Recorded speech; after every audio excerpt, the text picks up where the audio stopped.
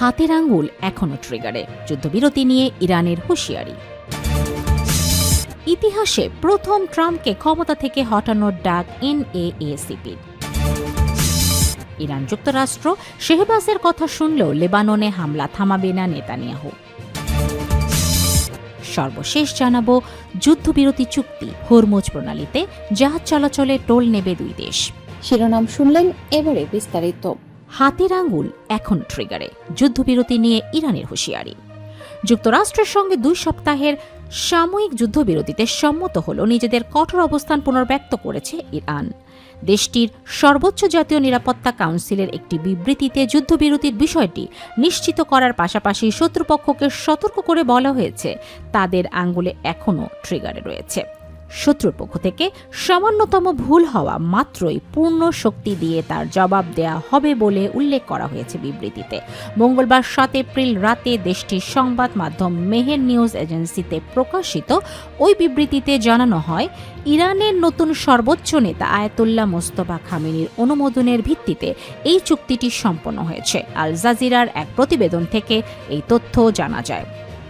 এদিকে supreme national security কাউন্সিলের বিবৃতিতে বলা হয়, যুক্তরাষ্ট্রের পক্ষের প্রতি পূর্ণ বিশ্বাস রেখেই ইসলামাবাদে এই আলোচনা শুরু হবে।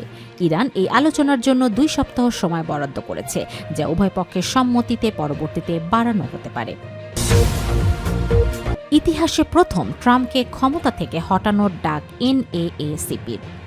কৃষ্ণাঙ্গদের অধিকার আদায় ঐতিহ্যবাহী সংগঠন এনএএসিপি মার্কিন প্রেসিডেন্ট ডোনাল্ড ট্রাম্পকে অভিশংসন ও 25তম সংশোধনীয় আওতায় অবিলম্বে তাকে ক্ষমতা থেকে হটানোর আহ্বান জানিয়েছে।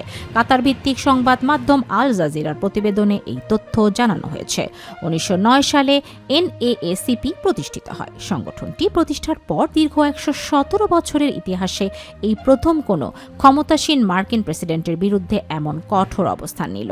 National Association for the Adjustment of Colored People NAACP এর প্রেসিডেন্ট ডেরিক জনসন এ নিয়ে একটি কড়া বিবৃতি দিয়েছেন। তিনি বলেছেন, এই প্রেসিডেন্ট অযোগ্য, অসুস্থ এবং উন্মাদ। ডেরিক জনসন আরও বলেছেন, ট্রাম্পের বক্তব্য ও আচরণ কেবল উদ্বেগজনক নয়, বরং অত্যন্ত বিপজ্জনক। ইরান যুক্তরাষ্ট্র শেহবাজের কথা শুনলেও লেবাননে হামলা থামাবে না নেতানিয়াহু। মধ্যপ্রাচ্যের চলমান উত্তেজনার প্রেক্ষাপটে যুক্তরাষ্ট্র ও ইরান 2 সপ্তাহের জন্য শর্ত সাপেক্ষে যুদ্ধবিরতিতে সম্মত হলেও লেবানন ইস্যুতে ইসরায়েলে অনড় অবস্থান নতুন করে সংকটের সৃষ্টি হয়েছে। পাকিস্তানের প্রধানমন্ত্রী শেহবাজ শরীফ সব পক্ষ লেবানন সহ সর্বত্র তাৎক্ষণিক যুদ্ধবিরতিতে রাজি হয়েছে বলে দাবি করলেও ইসরায়েলি প্রধানমন্ত্রী বেনিয়ামিন নেতানিয়াহু তা সরাসরি প্রত্যাখ্যান করেছেন। বুধবার 8 এপ্রিল কাতার ভিত্তিক সংবাদ মাধ্যম আল জাজিরা এক প্রতিবেদনে জানিয়েছে, ইসরায়েল এই যুদ্ধবিরতি প্রস্তাবের আওতাভুক্ত নয় এবং লেবাননে তাদের সামরিক অভিযান অব্যাহত থাকবে। ফলে আন্তর্জাতিক মহলে বড় ধরনের কূটনৈতিক সাফল্যের আশা জাগলেও মাঠ পর্যায়ের বাস্তবতায় সংঘাত থামার লক্ষণ দেখা যাচ্ছে না।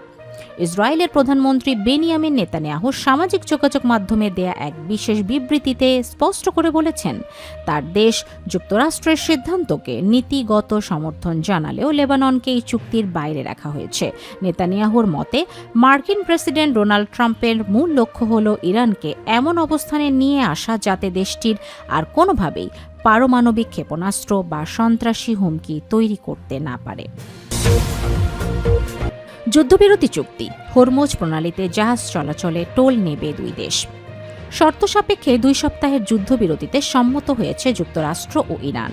যুদ্ধবিরতি চলাকালীন কৌশলগতভাবে গুরুত্বপূর্ণ হরমুজ প্রণালী দিয়ে চলাচলকারী জাহাজগুলো থেকে ট্রানজিট ফি আদায়ের পরিকল্পনা করছে ইরান ও ওমান। আল জাজিরার প্রতিবেদন অনুযায়ী একটি অজ্ঞাতনামা আঞ্চলিক কর্মকর্তার বরাত দিয়ে এপি জানিয়েছে, ইরান এই ফি থেকে প্রাপ্ত অর্থ পুনর্গঠন কাজে ব্যবহার করবে, তবে ওমানের ওই অর্থ কিভাবে ব্যবহার করবে তা তাৎক্ষণিকভাবে স্পষ্ট নয়। ওই কর্মকর্তা সরাসরি আলোচনার সঙ্গে যুক্ত থাকলেও অভ্যন্তরীণ বিষয় প্রকাশের অনুমতি না থাকায় পরিচয় গোপন রেখে এই তথ্য জানিয়েছেন। হরমুজ প্রণালীর উপর ইরান ও ওমান উভয়েরই আঞ্চলিক অধিকার রয়েছে।